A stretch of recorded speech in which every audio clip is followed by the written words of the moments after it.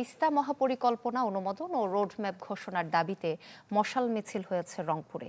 অংশ নেয় বিভাগের 5 জেলার মানুষ। প্রকল্পের কাজ শুরু না হওয়া পর্যন্ত আন্দোলন চালিয়ে যাওয়ার ঘোষণা তাদের।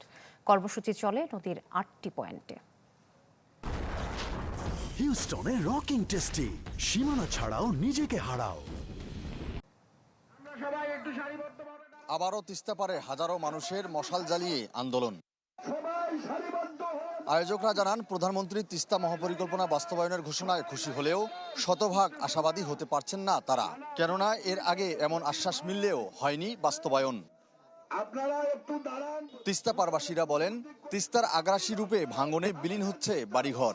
এভাবে বন্যায় প্রতি বছর নদীগর্ভে বাড়িঘর, ফসল ও গবাদি পশু হারিয়ে নিঃস্ব লাখ লাখ মানুষ। আবার শুকনোয় হাহাকার পানির জন্য। তাই তিস্তা মহাপরিকল্পনার বাস্তবায়ন জরুরি। এই মহাপরিকল্পনা বাস্তবায়ন হলে তিস্তা পারের 2 কোটি মানুষের দীর্ঘদিনের যে দুঃখ সেটি লাঘব হবে। মানুষ আর হতাশার গল্প শুনতে চায় না, মানুষ প্রকৃত বাস্তবায়ন চায়। বিগত বছরে আমরা বহুত ঘোষণা শুনেছি, কিন্তু বাস্তবায়ন হয় নাই। আমরা কাজ শুরুর মাধ্যমে, অর্থ বরাদ্দের মাধ্যমে, সুনির্দিষ্ট রোডম্যাপের মাধ্যমে যেন এই তিস্তা মহাপরিকল্পনার কাজ অনতিবিলম্বে শুরু করা হয়। তিস্তা বাঁচাও নদী বাঁচাও সংগ্রাম পরিষদের নেতারা বলছেন, পদ্মা ব্যারেজের মতো তিস্তা মহাপরিকল্পনাও একনেকে অনুমোদন হওয়া উচিত। আলোর মিছিল এবং গণসমাবেশ হচ্ছে তিস্তার তীরে 5টা জেলায় 8টি পয়েন্টে।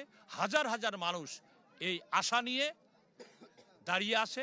তারা একই দাবি করতেছে, মাননীয় প্রধানমন্ত্রী আপনাকে অভিনন্দন, আপনাকে কৃতজ্ঞতা জানাচ্ছি।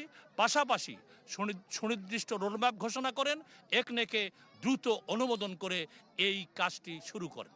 রংপুরের পীরগাছা, গঙ্গাচড়া ছাড়াও নীলফামারীর জলঢাকা, শৈলমারী, কুড়িগ্রামের রাজারহাট, উলিপুর, সুন্দরগঞ্জের তারাবাজার সহ 8টি পয়েন্টে একই দাবিতে তিস্তা পারের লাখ লাখ মানুষ অংশ নেন মশাল মিছিলে।